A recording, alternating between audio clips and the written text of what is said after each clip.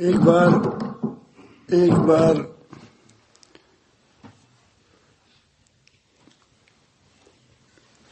میں اور میرے ساتھ ایک ساتھی تھا، لاہور سے آ رہے تھے.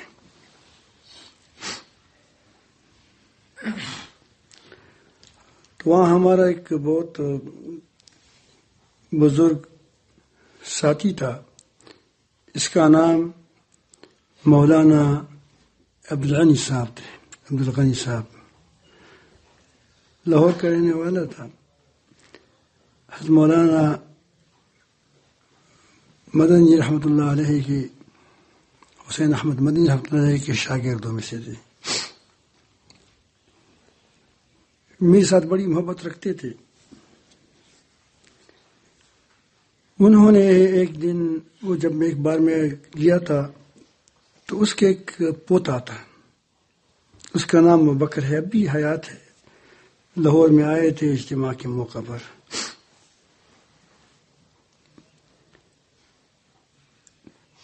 بڑے بہادر اچھا آدمی معلوم ہوتا ہے.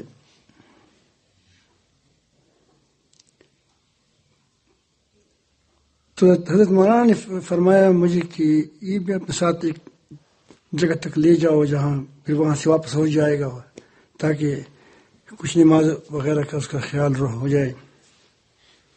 میں نے کہا ٹھیک ہے. اب نیا آدمی تھا، بیچارے کا پینچے نیچے چلے گئے تھے. ایک تو پینچے نیچے ہو جاتے ہیں، ایک عام آدمی. تو میں گکڑ آ گیا. گکڑ لاہور کے قریب ہے، زیادہ دور نہیں ہے. لیکن اس وقت روڈ صاف نہیں تھی، موٹر وے نہیں تھا. وقت لگتا تھا، انسان تھک جاتا تھا. ویسے اس وقت میرے ساتھ اپنی گاڑی بھی نہیں تھی. ابھی کسی اور کی ہے، لیکن گھر کی ہے، الحمدللہ ہے گھر کے اندر. تو لیکن اس وقت وہی جوان بھی تھا. اللہ رب العالمین جل جلالہ بندوبست کرتے ہیں، جب جوان ہوتے ہیں تو کہو چلو پھرو. تو جا سکتا تھا گاڑیوں میں، عام گاڑیوں میں جاتا تھا، سفر کرتا تھا. ٹیپ بند کرو یار، تو پھر چالو کرتا، بند کرو. یہ لڑائیاں ہوتی رہی. تو میں آپ کو دو باتیں آج عرض کرتا ہوں، واقعات عرض کرتا ہوں.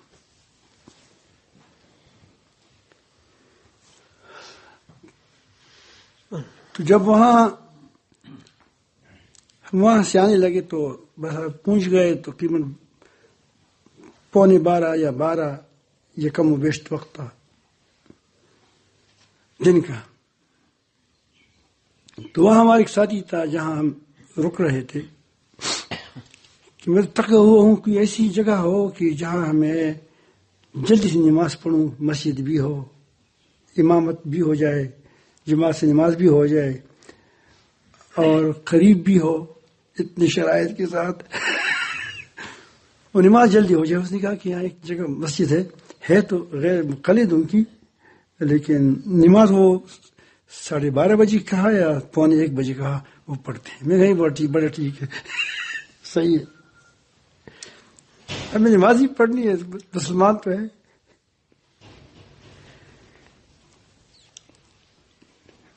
اور ہمیں زیادہ وہ پنجاب کی روایات کو پتہ ہمیں نہیں ہے. بہرحال میں اس کے پاس گیا.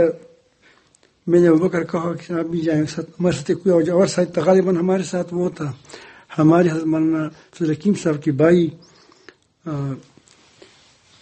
اب وہ عالم بن رہے ہیں انشاءاللہ، اللہ پاک اس کو مولانا بنائے گا. ریٹائرمنٹ کے بعد اس نے علم شروع کر دیا. میرے خیال میں آگے سر اس کا دورہ ہے.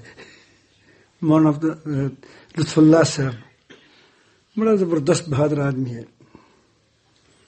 وہی میرے ساتھ تھے. تو نماز میں جب کھڑے ہو گئے تو نماز کے درمیان ہی ڈب شروع ہو گیا.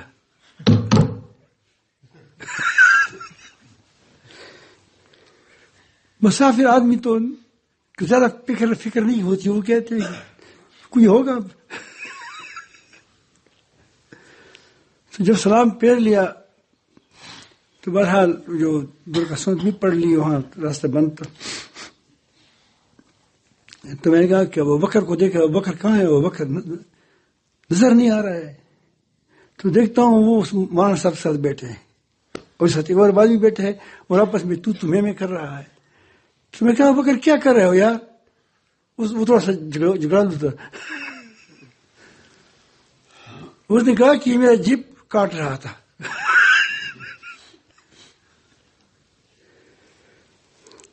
تو میں نے کہا بھائی، وہ نے کہا کہ مولانا صاحب آپ بھی آ جائیں. مولانا صاحب نے کہہ دیا، وہ جو امام تھا ہمارا وہاں جائیں نماز پڑھائی. اس وقت جس کڑا لڑکا تھا اس نے کہا تھا کہ میں اس کا جیب نہیں کاٹ رہا تھا، میں اس کی پینچ اوپر کر رہا تھا نماز کے اندر. اس کی نماز پینچ کے نیچے گر گیا تھا، نیچے آیا تھا. اب دوسری رکعت میں اس کا پینچا گر گیا ہے، اور دوسرے کیا کرتے ہیں جو اس کو ایسے سخت دماغ ذہن بناتی ہیں. اس لیے تو لڑائی ہے. تو اب اس کا خیال ہے کہ مجھ سے اس کی جیب میں اس کا بٹوا تھا یہاں، تو مجھ سے بٹوا لے رہا ہے. تو وہاں نمازی کے اندر وہ نماز کا زیادہ خیال تو نہیں کرتا، نماز کے اندر اس نے پکڑ لیا، ڈبا ڈب شروع کر دیا.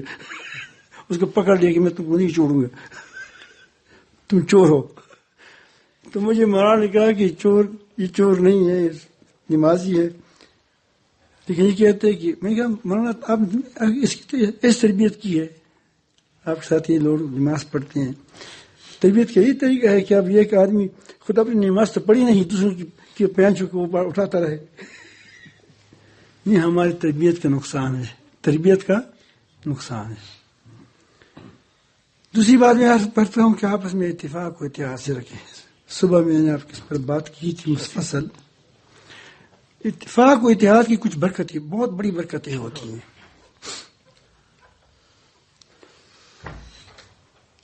نبی کریم صلی اللہ علیہ وسلم نے ایک تھا جو بکرے کا کسی کو بکرا ہدیہ کیا تھا، چھوٹا سا بکرے کا بچہ. بکرے کا بچہ ہوتا ہے، بکری کا بچہ ہر بچہ. تو وہ آپ سے نہیں کروں کہ ایک ہاتھ مجھے دے دو. یاد ہے وہ کس ایک ہاتھ دے دیا، کہا کہ دوسرا دے دو، دوسرا دے دیا، کہا کہ تیسرا دے دو. کہ اس کی تو دو ہاتھ ہوتے ہیں بکری کی، جو آگے کیسا یہ.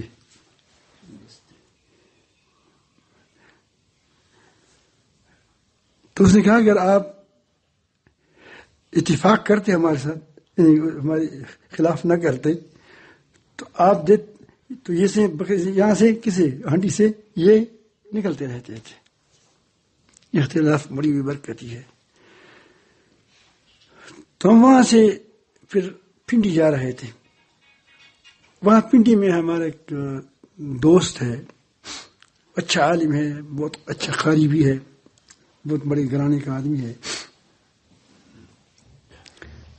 لیکن جب آدمی کو ایسا خیال ہوتا ہے کہ لوگ نہیں مانیں گے، پھر واقعی نہیں مانتے. تو اس بیگم والوں کو میں نے کہا کہ جب ہم جا رہے تھے پنڈی، وہ رات ہم نے گزاری وہاں صبح. تو اس نے کہا کہ بیٹو ہم پنڈی وغیرہ کہہ رہا تھا. ہم نے کہا کہ پنڈی ہم افسر جائیں گے لیکن ٹیپ نہیں بجاؤ گے. اس نے کہا کہ نہیں بجائیں گے. وہ مجھے کہتے جو ہمارا ساتھی تھا وہاں گکھڑ کا، اس نے کہا کہ یار یہ لوگ سب چھوڑ دو اس کو. اس کا خیال تھا کہ اس کو بیچارے کو تکلیف بھی ہوگی میرے متعلق، اب دل بھی کائے گا، اس کو مشکل پیش آئے گی. وہ یہ لوگ مانتے نہیں ہیں. وہ میرے لیے وہ پریشان تھا. کہا کہ مولانا صاحب نہیں مانتے یہ لوگ خواہ مخواہ. میں نے کہا کہ نہیں، میں اس سے بات کرتا ہوں. اس نے کہا کہ بات کرو، پھر بھی نہیں مانتی. میں کہا کہ اب یہ اتفاق تو اس کا ہے نہیں ہمارے ساتھ، یہ راستے میں گڑبڑ ہوگا ہمارا. اگر یہ کہتے کہ نہیں لگائے گا تو کیا ہوگا؟ پھر نہیں لگاتے. یہی جو میں بات آپ کو عرض کرتا ہوں، یہ دیکھو کہ نہیں ہوگا. اللہ تعالیٰ کی یہ کیا مشکل ہے؟ دلوں کا بدلنا اللہ تعالیٰ کے سامنے سب ہے. لیکن اختلاف مت کرو.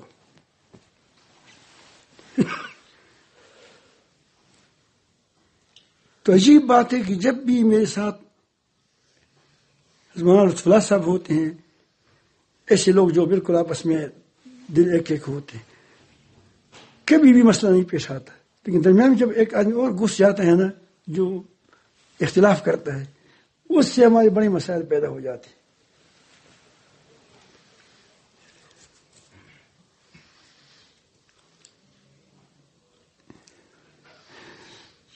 تو ہم گاڑی میں سوار ہو گئے. اس نے ہمارے ساتھ معاہدہ کیا، جب تھوڑا سا آگے چلے تو ڈنگ شروع کر دیا. گانے لگا دیے.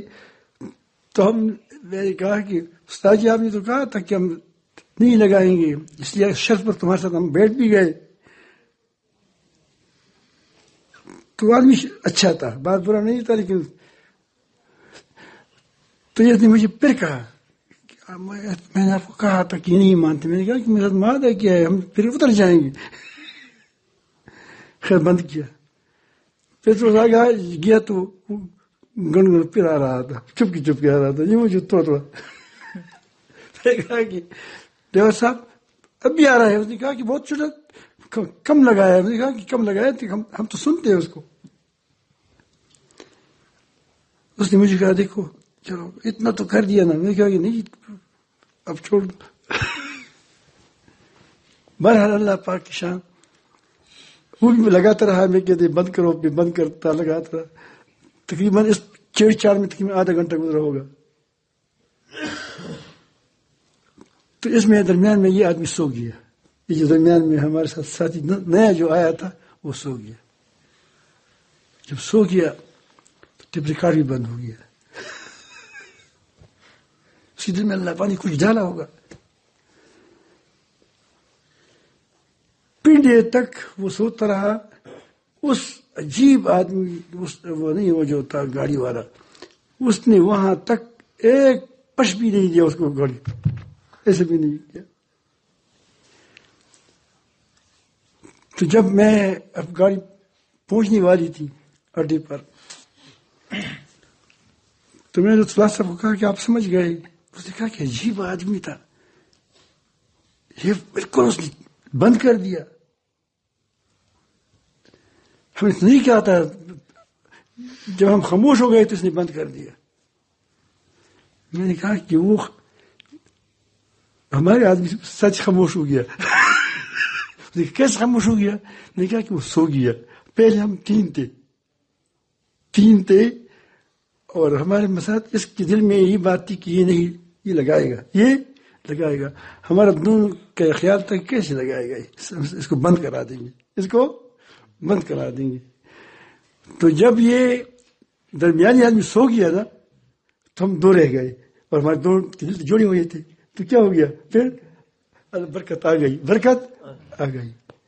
ہماری پوچھنے کا پوچھنا سن. ہاں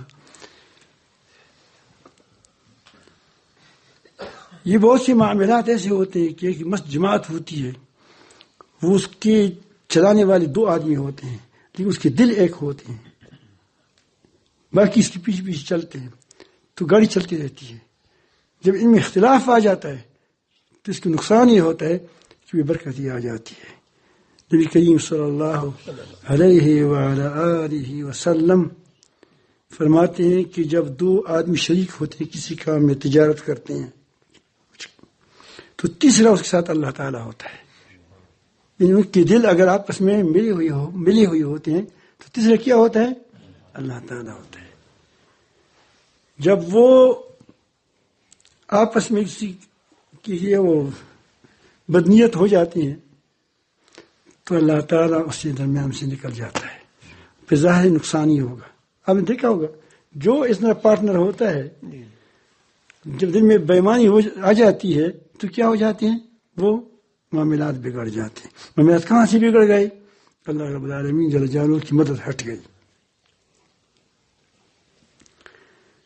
تو آپس میں اگر آپ بھائی ہیں، چچا زاد بھائی ہیں، آپ دوست ہیں، ایک جگہ پر چل رہے ہیں، ایک مدرسے میں کام کر رہے ہیں، یا حکومت ہے، ان سب کو چاہیے کہ وہ اتفاق و اتحاد سے رہیں۔ اس سے کیا فائدہ ہوگا کہ اس سے تمہاری ملک کے اندر، تمہارے گھر کے اندر، تمہاری جماعت کے اندر، تمہاری مدرسے کے اندر برکتیں آئیں گی۔ آپ دیکھتے ہیں یہاں کبھی 1 لاکھ تک بھی مجمع پہنچ جاتا ہے۔ آپ نے دیکھا ہوگا وہ اس میں جو اجتماعات میں آپ دیکھتے کم بیش 80,000 17 خلق تقریباً، وہ تو وہی تقریباً خلق ہوگا واللہ عالم۔ چلو 1000 میں ہو جائے، 10,000 میں ہو جائے، 12,000 ہو جائے، 15,000 ہو جائے، جتنا بھی ہو جائے، آپ دیکھتے ہیں کہ بالکل خاموشی کے ساتھ کام ہوتا ہے۔ یہاں تو کوئی حکومت ہے نہیں، ڈنڈا نہیں ہے، نہ کسی کو پریشان کرنا ہے، لیکن خود لوگ ٹھیک چل رہے ہیں۔ اس کی ایک وجہ میں بتاتا ہوں، میں آپ کو علاج بتاتا ہوں۔ یہ علاج ہے کہ اس کے لیے، اس اتفاق کے لیے مشورہ بہت ضروری ہوتا ہے۔ یہ مشورہ کا جو اللہ تعالی نے حکم فرمایا ہے، نبی کریم صلی اللہ علیہ وسلم کو حکم فرمایا ہے کہ ان لوگوں کے ساتھ وشاورہم فی الامر۔ اس کا مطلب یہ ہوتا ہے کہ مقصد یہ ہوتا ہے کہ مشورے میں ایک بات جو طے ہو جاتی ہے تو سب کی بات ہوگی، سب کی بات ہوگی، اس سے آپس میں دل جڑ جائیں گے۔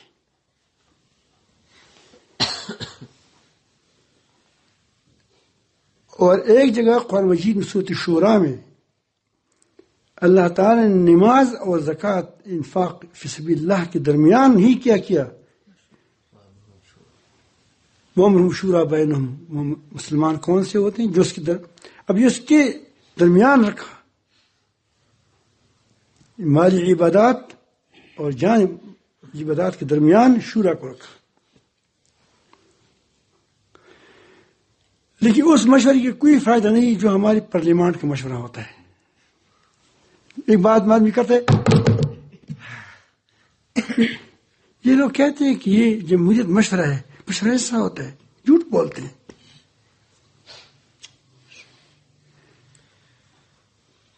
یہ پارلیمنٹ مشورہ ہوتا ہے، دیکھو یہ قرآن میں آتا ہے، یہ مشورہ ہوتا ہے۔ یا یہ ہوتا ہے کہ یہ پارٹی یہاں ووٹ ڈالے گا، یہ پارٹی وہاں ووٹ ڈالے گا، مشورہ ایسا ہوتا ہے؟ مشورہ تو کہتے ہیں کہ لوگوں کی دماغ کا نچوڑ نکالا جائے، اس نچوڑ سے فائدہ اٹھایا جائے۔ اس کے ذہن میں کوئی بات ہے، اس کے ذہن میں کوئی بات ہے، اچھی اچھی باتیں ساری جمع ہو جائیں۔ جس طرح شہد کی مکھی، کوئی وہاں سے پھول لاتا ہے، کہیں سے پل لاتا ہے، کہیں وہاں سے مٹھاس لاتا ہے، کہیں وہاں سے خوشبو لاتا ہے، وہاں سے کیا بہترین شہد بن جاتا ہے۔ یہ مشورہ ہے، یہ کیا ہے؟ یہ مشورہ ہے۔ لیکن اگر مشورے میں یہ ہو کہ ایک آدمی کے خلاف بغاوت کرو، کیا سازش کرنا، اپنی بات منوانی ہو، یار یہ اس سے بات کریں گے، اس سے بات کریں گے، اس سے بات، پھر اس کے پاس گیا، پھر اس کے پاس گیا، پھر اس کے پاس گیا، ساروں کی ذہن سازی کی گئی، ذہن سازی کی گئی، مشورے میں بیٹھ گئے۔ اس مسئلے میں کیا ہونا چاہیے؟ تو ذہن سازی تو پہلے سے ہو گئی ہے، تو وہ کہتے ہیں کہ یار میرا مشورہ تو یہ ہے کہ ایسا ہو جائے۔ دوسرے کہتے ہیں وہی بات کرتے ہیں جو ذہن سازی ہو چکی ہو۔ اس کی مشورے کا کیا فائدہ ہے؟ یہ دراصل ایک مشورہ نہیں ہے، یہ ایک آدمی کا بٹن ہے جس سارے میں جاتا ہے۔ اگر فوج بلاگ مشورے کرے تو ملک چلے گا۔ یہ پارلیمنٹ اس کی حیثیت اگر یہ بلاگ مشورے کرے، واقعی دل سے کہیں گے، کس طرح، یہ نہ کہیں کہ میں کسی کو اٹھاؤں کسی کو گراؤں، یہ کریں کہ آپس میں بیٹھ جائیں کہ یہ معاملہ اس میں ہم کیا کریں۔ تو حکومت چلے گی، اچھی طرح چلے گی. گھر کے اندر سارے بھائی مل کر ایک بات کے لیے سوچیں گے تو مشورہ ہوگا، اللہ تعالیٰ سے مانگیں گے، اللہ تعالیٰ سے دعا کریں گے کہ اللہ یہ ہم بیٹے ہیں، یہ اس میں خیر ڈال دیں، تو اللہ تعالیٰ ہر کسی کے دل میں خیر ڈال دے گا، یہ گھر بن جائے گا. اگر مدرسہ ہے، مدرسے میں وہ اساتذہ ہے، وہ آپس میں بیٹھیں تو آپس میں جب باتیں کرتے ہیں تو مشورہ کرتے ہیں. میرے خیال میں یہ ہماری تو زیادہ جوان چھوٹی چھوٹی ہے، زیادہ عمر کسی کا 30 سال ہے، کسی کا 32 سال ہے. میرے خیال میں اس میں زیادہ بوڑھا زیادہ نہیں ہوگا، لیکن الحمدللہ اللہ تعالیٰ نے اس پر قائم رکھے. یہ مسلسل مشورے کرتے ہیں. میں اس کو کبھی کہتا ہوں کہ کام سے تم زیادہ مشورے کرتے ہو، کام سے زیادہ مشورے کرتے ہو، خوشی ہو جاتا ہوں. لیکن وہ جب تک ایک نتیجے پر پہنچے نہ ہو تو یہ بڑا پھر اس وقت چلتے رہتے ہیں. مدرسہ اجتماع ہو یا کوئی بات ہو، دستر بندی ہو وغیرہ جو بھی ہو، یا مدرسے چلانا ہے، کس طرح کیا کرنا ہے، کس طرح کرنا ہے. پھر لیکن اس مدرسے اس مشورے میں ہمارے ہاں نقصان یہ ہوتا ہے، ایک سینئر ہے ایک جونیئر ہے. کیا ہے؟ مدرسے میں بھی ہوتا ہے، فوج میں بھی ہوتا ہے، کیا وہ پولیس میں بھی ہوتا ہے، ہر محکمے میں جونیئر ہوتا ہے، کوئی کیا ہوتا ہے، سینئر ہوتا ہے. تو وہ کیا کرتا ہے؟ وہ مشورے نہیں کرتا، وہ اسی کی تقلید کرتا ہے. مشورے میں بالکل ادب کرو، سب کچھ کر، لیکن مشورہ بلاغ ہونا چاہیے، مشورہ بلاغ ہونا چاہیے. جب آپ مشورہ بلاغ کرو گے تو تمہارے تمام کام ٹھیک ہو جائیں گے. اگر آپ بلاغ مشورہ نہیں کرتے، میں کہتا ہوں کہ آپ کہتے ہیں مختار الدین نے بات کی ہمارا بڑا ہے، وہ کہتے ہیں میری بھی یہی رائے ہے، کہ میری رائے، تو تمہاری رائے کیا فائدہ ہوا؟ تمہاری رائے کا فائدہ تب ہوگا کہ آپ رائے مزاد ہوگا. الحمدللہ کبھی بھی آپ نے دیکھا ہوگا یہاں ہمارا مشورہ ہوتا ہے، اس میں اس کا باپ بھی بیٹا ہوتا ہے، بیٹا بھی بیٹا ہوتا ہے، بھتیجا بھی بیٹا ہوتا ہے، چھوٹا بھی بیٹا ہوتا ہے، بڑا ہوتا ہے. لیکن جو بات کرے گا ایسے صاف کرے گا کہ لحاظ کر کے، دوسروں کا لحاظ کر کے اتنی وضاحت کے ساتھ بات کرے گا کہ وہ کوئی اس میں ابہام نہ ہو. ایسا ہے نہیں ہے؟ یہ سر کئی بار میں بات کرتا ہوں، ہماری بات کو ٹوک لیتے ہیں کہ یہ بات ایسا نہیں ہے. یہ نہیں کہ بیت بھی سے ٹوکتے ہیں، لیکن کہتے ہیں کہ یہ بات ایسا نہیں چاہیے، اس میں یہ نقصان ہے، اس میں یہ نقصان ہے. اب اگر مثلا فوج ہے، سب کو ہم مسلمان بھائی ہیں کہ وہ خرخواہ ہیں، مدرسہ ہے، پولیس والا ہے، جو بھی ہو، سینئر جونیئر کو مشورے میں چھوڑ دیں. تم سینئر ہے یہ جونیئر ہے. کبھی کبھی چھوٹا ایسا مشورہ دیتا ہے کہ بڑے کی ذہن میں نہیں آتی بات. وہ ایسا ہوتا ہی نہیں ہوتا، بارہا ایسا ہوتا ہے، ایک بار نہیں، میں نے بارہا دیکھا ہے کہ ایک چھوٹا کا مطلب یہ نہیں کہ بچہ ہوتا ہے، یہ مقصد ہے کہ عمر میں چھوٹا ہے، 10 سال، وہ 20 سال کا ہے، لیکن 20 سال کا بچہ ایسا بات کرے گا کہ وہ 60 سال سے زیادہ، اس آدمی سے زیادہ ہوشیار ہوگا. تو پھر آپ اس مشورے کی، اس چیزوں کی آپ برکتیں دیکھیں گے. اس مشورے سے کیا ہوگا؟ پھر دل جوڑ جائے گا. مجھے حضرت مولانا مفتی سید نان کا خیل صاحب دامت برکاتہ کی ایک بات بڑی پسند آئی. جب میں ایک دن مشورے کے آداب بیان کر رہا تھا کہیں، تو اس نے عجیب کہا کہ کہا جاتا ہے یا کوئی حوالہ بھی دے دیا کہ مشورے سے پہلے مشورہ کرنا سازش ہے. مشورے سے پہلے کرنا مشورہ کرنا، یعنی اس سے مشورہ کرو، اس سے مشورہ کرو، اس سے مشورہ کرو، یہ کیا ہے؟ سازش ہے. اور مشورے کے بعد مشورہ کرنا، میری بات نہیں مانی گئی، دیکھا اس طرح ہوگا، اس طرح ہوگا، اس طرح ہوگا، تو یہ بغاوت ہے. کیا ہے؟ تو میں ایک اور بات کروں گا اس پر کہ مشورے سے پہلے کرنا تو واقعی سازش ہے، کیونکہ کوئی سازش تیار کر رہا ہے تو اس کے لیے کرتا ہے، ذہن سازی کرتے ہیں. ذہن سازی کا مطلب یہ ہوتا ہے کہ ایک سازش ہو رہی ہے، ایک سازش ہو رہی ہے. اور مشورے کے بعد جب بات طے ہو جائے، اس کے بعد پھر اس پر کوئی بات کرنا، یہ منافقت ہے، یہ نفاق ہے. بغاوت ایک چیز ہے، نفاق ہے. مقصد یہ کہ یہ جماعت کا ساتھی نہیں ہے، یہ مدرسے کا ساتھی نہیں ہے، اگر یہ آپ کا ادارہ ہے یہ ادارے کا ساتھی نہیں ہے. پھر بعد میں کیوں چمگویاں کرتے ہیں؟ اس وقت کہتے ہیں نا، اس وقت بات کرتے، مشورے میں کرتے کہ یہ ہونا چاہیے، یہ ہونا چاہیے، دلیل دیتے تھے، کوئی بات نہیں، بات کر لیتے تھے. لیکن بعد میں ایسا ہوا دیکھو، ایسا ہوا، ایسا دیکھو، سمجھو کہ پیش کیا کہ یہ شیطان ہے. اللہ تعالی ہمیں مسلمانوں کو سب کو اتفاق و اتحاد نصیب فرمائے. آج کل مسلمانوں کو اتفاق و اتحاد کی انتہائی ضرورت ہے. ضرورت تو پہلی بھی تھی، ہر وقت ضرورت ہے، لیکن اس وقت پوری کفر پوری طاقت کے ساتھ مسلمانوں پر حملہ آور ہے. اور اس بدبختی سے یہ کہ ان کے لوگ، دشمنان اسلام کے لوگ ہمارے صفوں میں گھسے ہوئے ہیں، اس کو وہ رپورٹ دیتے ہیں، اس کو، اور وہ دوسری دشمن ہوئے اس کو طریقے سے کہتے ہیں. تو اس میں آپ حضرات کوشش کریں، یہ کوئی نہ کہیں کہ ہمارا ادارہ بڑا مضبوط ہے، یاد رکھیں، اور اس میں کوئی منافق نہیں ہے، کوئی بیرونی ملک کا دشمن ہماری گھسوں کے، ہمارے جرنلوں کے اندر یا ہماری مدرسے کے اندر یا ہمارے گھر کے اندر ایسا نہیں وہ. تو یہ قطعاً نہ سوچیں.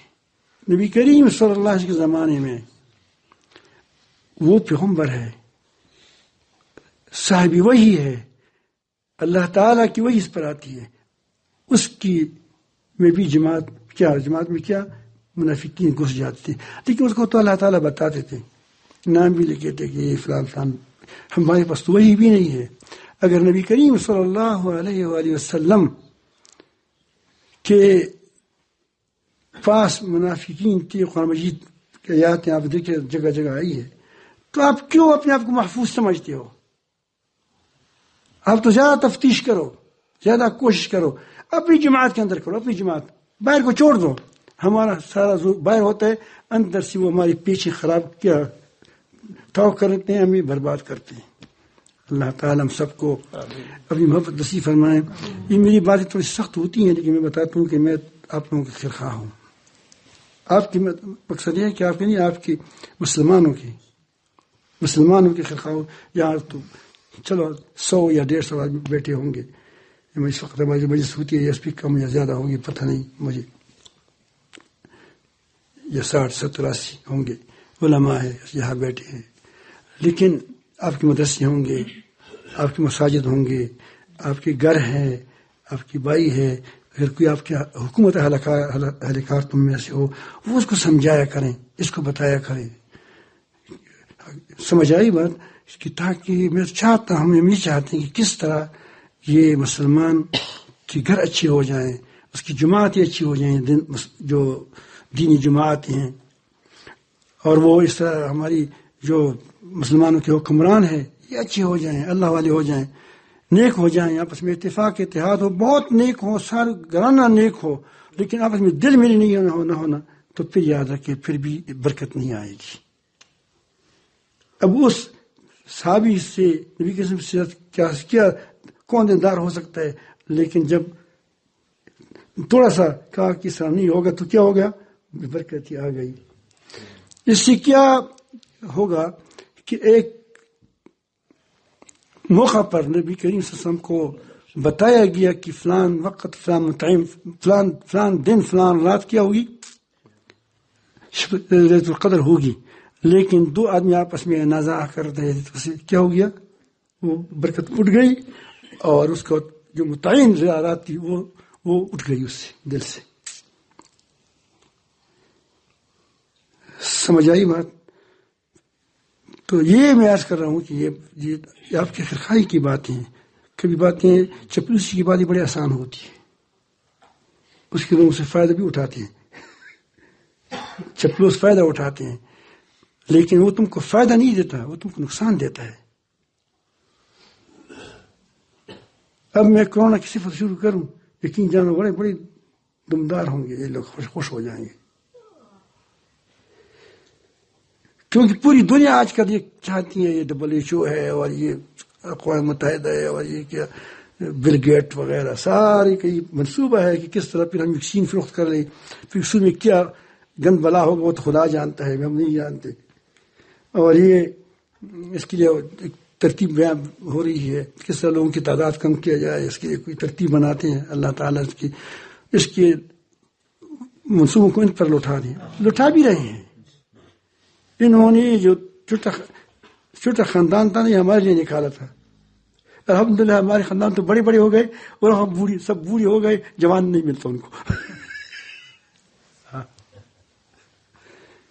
اب بھی انشاءاللہ آپ دیکھیں گے کہ کورونا میں وہی آدمی وہی میں ہوں گے، آپ دیکھیں گے وہم کے شکار ہوں گے، روزانہ مریں گی، اذیت اٹھائیں گے، اور گھروں میں اس کی کیا بڑی تباہی ہوگی. جو کہتے ہیں کہ کیا ہے وہ WHO پر ایمان لاتے ہیں، آپ دیکھیں گے وہاں ہوگا. جو ہم نہیں کرتے وہ کہتے ہیں کہ موت آ جائے گا، مر جائیں گے اس دن، اور کیا ہے وہاں کوئی نہیں ہے، وہاں کچھ بھی نہیں ہوگا، بس موت زکام ہوگا. تو جس کے لیے کورونا ہے، جو کہتے ہیں کورونا ہے اس کے لیے کورونا ہے، جو کہتے ہیں زکام اس کے لیے زکام ہے، جو کہتے ہیں کھانسی ہے، پہلی بھی کھانسی تھی آج بھی کھانسی ہے، پہلی بھی نمونیا تھی وہ نمونیا کا علاج کرے گا، اور جو کہتے ہیں کہ کورونا ہے اس نمونیا والے کو وینٹیلیٹر پر ڈالا جائے گا تو وہاں اس کو مار دے گا. سمجھ آئی بات؟ لیکن یہ آفت خود ان پر پڑی گی، آپ دیکھیں گے انشاءاللہ اس میں سے وہ لوگ بچیں گے جو اللہ بچیں گے. مطلب ہے کہ اب میری عمر 70 سال ہے، 70 سال تو عمر ہوتی ہے، اور کیا ہوتا ہے آگے، مرنا تو ایسی بھی ہے. خام سے کیوں دیوار ٹھیکی لگاتے ہو؟ اچھی زندگی گزارو، صاف زندگی گزارو، مزدار. تو اب یہ دیکھو مسلمان، بعض لوگ مسلمان بھی ایسے ہیں کہ وہ بھی خوف پلاتے ہیں، لوگوں کو بدحواس کرتے ہیں. کیا یہ طریقہ ہے اسلام کا طریقہ ہے کہ تو لوگوں کو بدحواس کرو، لوگوں میں خوف پلاؤ، خوف ہراس پلاؤ؟ ہاں کوئی ترتیب ہو کر، لیکن اس کا مطلب یہ تو نہیں کہ تم کیا کرو تمام دن لوگوں کی قوتوں کو مارو، لوگوں کو دفاعی انسان کے اندر اللہ تعالیٰ نے بڑی دفاعی نظام رکھا ہے. اب وہ چاہتے ہیں کہ اس کی دفاعی نظام کو مجذوب کیا وہ مفلوج کرے. اب ظاہر ہے کہ جب دفاعی نظام مفلوج ہو جاتا ہے پھر کیا ہو جاتا ہے، پھر آدمی پر ہر بیماری اٹیک کرتا ہے. میرے ایک ساتھی تھا پیر مسر شاہ صاحب رحمۃ اللہ علیہ، اس کو آخری وقت میں کینسر لگ گیا تھا، پھر اس نے ایک علاج کیا تھا.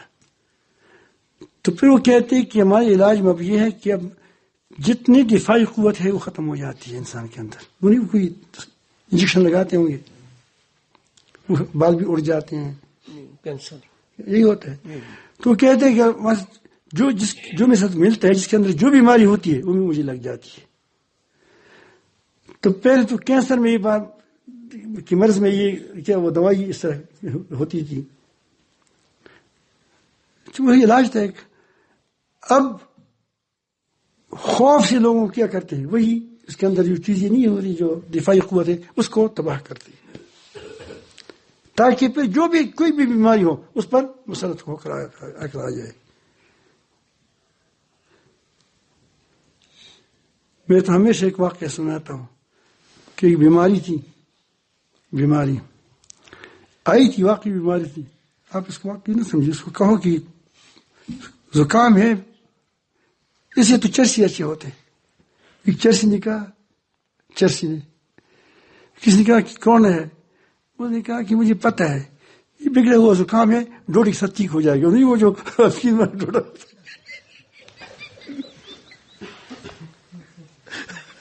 وہ تو ایک چرسی بھی نہیں مرا، وہ ڈوڈا کھاتا ہے، نشے کی طرف بات کو لے جاتا تھا.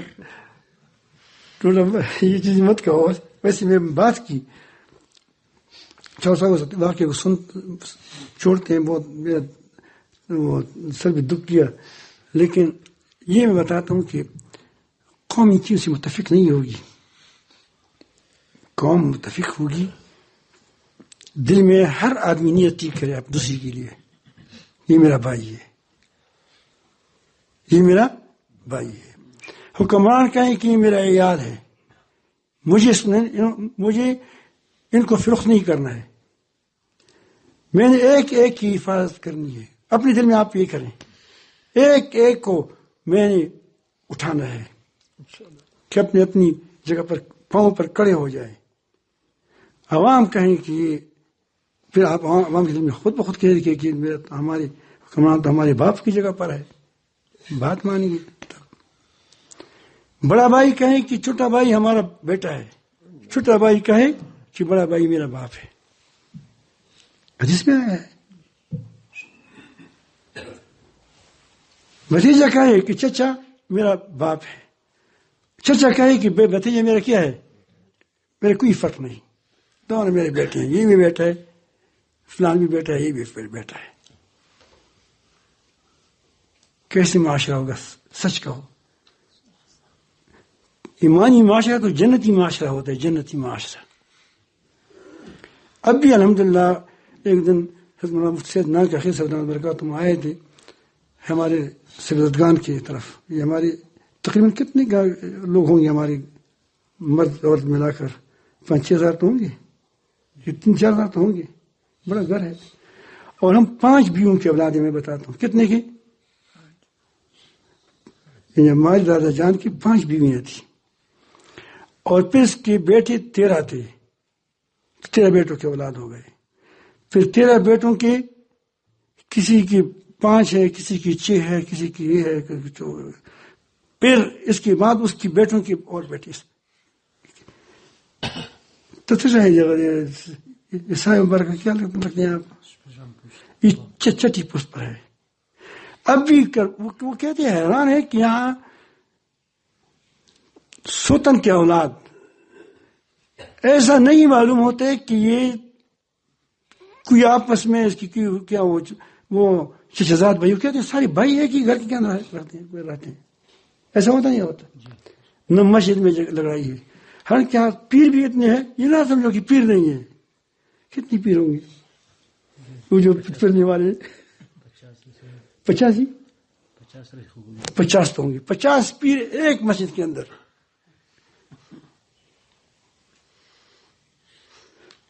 تو یہ سکے مزداق نہیں ہے کہ 100 فقیر ایک کچکر میں گزارا کرتے. بتاؤ بھائی. نہیں مرنا، آپ میں بتاتا ہوں. یہ معاشرہ وہ بڑے حیران تھے. کہتے یہ لوگوں کو یہ معاشرہ دکھائیں، اس سے خود بخود لوگوں کو اسلام کی اہمیت کا پتہ چلے گا. یہ میرا شہزاد بھائی ہے، اس کے سر پر درد ہوتے ہے، ہمارے سر پر درد ہوتا ہے. اس سے پوچھو کہ تمہارا کیا حال ہے، اس کا بھی یہی حال ہے. اور تمام یہ سبزدگان جاتے ہیں سال میں ایک بار کیا کرتے، جوان صحبت کرتے ہیں. اس کو کیا کہتے ہیں، ایک ٹھنڈ بیل لے جاتے ہیں. اس کا ہوتا بھی نہیں ہو کہ اتنے ٹکڑا لے جاتا ہے بیچاروں کا، پورا بیل لے جاتا ہے. پھر سارے اکٹھے ہو کر کہو کہ کیا اس گدے کو سنوارتے ہیں کہ یہ ہمارا کیا وہ کیا ہے تو گپ شپ لگاتے کہ اس پر وہ سامان کا بار لیتے ہیں کہ وہ ہماری. پھر پہاڑ میں جاتے ہیں، پہاڑ میں کمرہ بنایا ہے، پھر کمرہ بنایا ہے نا، کمرہ کیسے، پھر وہاں جاتے ہیں، پھر وہاں بس وہ تھوڑا سا کھیل کود تاویل آپ چلتے ہیں تو جوان کرتے ہیں اعلان کی. کتنا مزہ ہے. یہ گھروں میں پوچھیں الحمدللہ ہمارے تمام گھروں میں ایک ہی جگہ پر کھانا کھاتے ہیں، بیٹھے ہوتے ہیں، بھائی ہوتے ہیں. یعنی وہ بتیجے یہ نہیں کہ صرف بھائی ہوتے ہیں، بتیجے سب بیٹھے ہوتے ہیں، کوئی وہاں بیٹھا ہے، کوئی آپس میں گپ شپ لگاتے ہیں. معاشرہ بناؤ یار، دنیا کیا چیز ہے. لیکن آپ ہر کوئی دوسری کا لحاظ رکھیں، اصرار کریں کہ دنیا سے جانا ہے، اس دنیا میں ہم کیا کریں گے؟ تو تمہاری جنت گھر جنت بن جائے گی، تمہارا قوم جنت بن جائے گی، تمہاری معاشرہ جنت بن جائے گی. جنتان، یہ جنت بھی ہوگی، قبر کی جنت بھی ہوگی، آخرت کی جنت بھی مل جائے گی آپ کو. لیکن اتفاق رکھو. کیا رکھو؟ اتفاق. ایک تو تواضع سے آ جاتی ہے. کیا؟ تواضع، ایثار اور مشورہ. 3 چیزیں ہو گئی. کتنی چیزیں ہو گئی؟ 3. ایثار، تواضع، مشورہ.